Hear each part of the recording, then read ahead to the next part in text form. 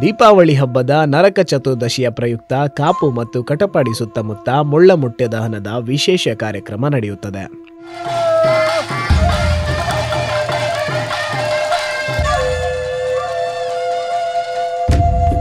ಕೊಪ್ಪಲಂಗಡಿ ಇನ್ನಂಜೆ ಗೋಳಿಕಟ್ಟೆ ಪರಿಸರದಲ್ಲಿ ಮುಳ್ಳಮುಟ್ಟೆಗೆ ಪೂರ್ವಭಾವಿಯಾಗಿ ಬಂಟಕೋಲ ನಡೆಯುತ್ತದೆ. ಬಂಟಕೋಲವು ಊರಿನ ಪ್ರಮುಖ ಧಾರ್ಮಿಕ ಕೇಂದ್ರಗಳಿಗೆ ತೆರಳಿ ಕಾಣಿಕೆ ಸಮರ್ಪಿಸಿ ಊರಿನ ಮಾರಿ ಓಡಿಸಲು ಶಕ್ತಿ ನೀಡಿ ಎಂದು ದೇವರಲ್ಲಿ ಪ್ರಾರ್ಥಿಸುವ ಸಂಪ್ರದಾಯವಿದೆ. ಬಂಟಕೋಲ ಆಚರಣೆಯ ಮೂಲಕ ರಾತ್ರಿ ಇಡೀ ಜಾಗರಣೆಯೂ ನಡೆಯುತ್ತದೆ.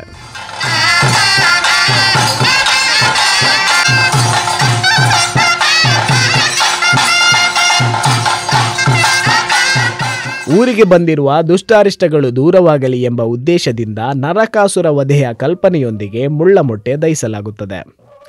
ಮುಳ್ಳಮುಟ್ಟೆ ಸಂಗ್ರಹದ ನೆಪದಲ್ಲಿ ಮಳೆಗಾಲದಲ್ಲಿ ವಿವಿಧೆಡೆ ಹರಡಿ ನಿಂತಿರುವ ಮುಳ್ಳು, ಪೊದೆ, ಗಿಡಗಂಟಿಗಳಿಂದ ಹಾಗೂ ಮಳೆಯ ನೀರಿನೊಂದಿಗೆ ಗದ್ದೆ ಬದಿಯಲ್ಲಿ ಬಂದು ಸೇರುವ ಕಸಕಡ್ಡಿಗಳನ್ನು ರಾಶಿ ಹಾಕಿ ದಹಿಸಲಾಗುತ್ತದೆ.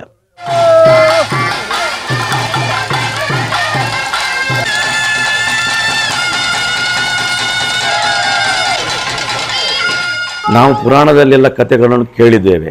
16,008 ಕನ್ಯೆಯರನ್ನು ಅಂದರೆ ಮದುವೆಯಾಗದಂಥ ಯುವತಿಯರನ್ನು ನರಕಾಸುರ ಅವನ ವಶದಲ್ಲಿಟ್ಟು ಅವರನ್ನು ದುರುಪಯೋಗ ಪಡಿಸುವಂಥ ಒಂದು ವ್ಯವಸ್ಥೆಯಲ್ಲಿದ್ದಾಗ ಶ್ರೀಕೃಷ್ಣ ಪರಮಾತ್ಮನು ಅವನನ್ನು ವಧೆ ಮಾಡಿ ಅವರನ್ನು ಬಂಧಮುಕ್ತರನ್ನಾಗಿ ಮಾಡಿ ಅವರಿಗೆ ಒಂದು ಬದುಕನ್ನು ಕೊಟ್ಟಂಥ ಆ ಒಂದು ಕಥೆಯನ್ನು ಆ ಪುರಾಣದಲ್ಲಿರುವಂಥ ಉಲ್ಲೇಖವನ್ನು ನಾವು ಕೇಳಿದ್ದೇವೆ. ನಮ್ಮ ಊರಿನ ಏನು ಸ್ವಚ್ಛತೆಯನ್ನು ಮಾಡುವಂಥದ್ದು, ಎಲ್ಲ ಕಸಗಡ್ಡಿಗಳನ್ನು ಒಟ್ಟು ಮಾಡಿ ಒಂದು ಮುಳ್ಳಮುಟ್ಟೆ ಅಂತ ಮಾಡಿಕೊಂಡು ಅದನ್ನು ಸುಡುವಂಥದ್ದು ಹಾಗೂ ದೈವಾರಾಧನೆಯ ಒಂದು ಪರಂಪರೆಯನ್ನು ಇದರಲ್ಲಿ ಅಳವಡಿಸಿಕೊಂಡು ಏನು ನಾವು ಕೃಷಿಕರು ನಮ್ಮ ಊರಿನವರೆಲ್ಲ ಸೇರಿಕೊಂಡು ಈ ರೀತಿಯ ಒಂದು ಆಚರಣೆಯನ್ನು ಮಾಡಿರುವಂಥದ್ದು ಅದು ಹಿಂದಿನ ಪರಂಪರೆ.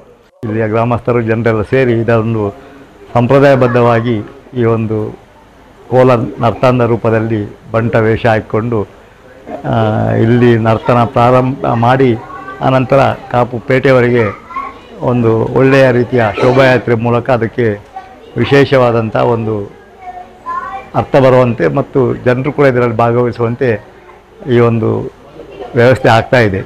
ಅದಕ್ಕಾಗಿ ಮುಖ್ಯವಾಗಿ ಇಲ್ಲಿಯ ಯುವಕ ಮಿತ್ರರನ್ನು, ಗ್ರಾಮಸ್ಥರನ್ನು ನಾನು ಕಾಪು ಕ್ಷೇತ್ರ ಮಾಜಿ ಶಾಸಕನಿದೆ ಅವರನ್ನು ಹಾರ್ದಿಕವಾಗಿ ಅಭಿನಯಿಸ್ತೇನೆ. ಮತ್ತು ದೀಪಾವಳಿ ನಮ್ಮದೊಂದು ಸಂಪ್ರದಾಯಬದ್ಧವಾದಂಥ ಬಹಳ ಮಹತ್ವ ಇರುವಂಥ ಹಬ್ಬಗಳ ರಾಜ ಅಂತ ಹೇಳ್ತೀವಿ. ಅಂಥ ಭಕ್ತಿಪೂರ್ವಕವಾದಂಥ ಒಂದು ಶ್ರದ್ಧಾ ಭಕ್ತಿಯ ಇದೊಂದು ಹಬ್ಬ. ಹಾಗಾಗಿ ಈ ಹಬ್ಬ ಸಂದರ್ಭದಲ್ಲಿ ನಮ್ಮಲ್ಲಿ ಕೂಡ ಈ ಒಂದು ನರಕ ಚತುರ್ದಶಿ ದಿವಸ ಈ ಒಂದು ಬಂಟ ವೇಷ ಹಾಕಿ ನರ್ತನ ಮಾಡಿ ಈ ಒಂದು ಕಾರ್ಯಕ್ರಮ ಆಗುವುದು ಭಾಳ ಸಂತೋಷ.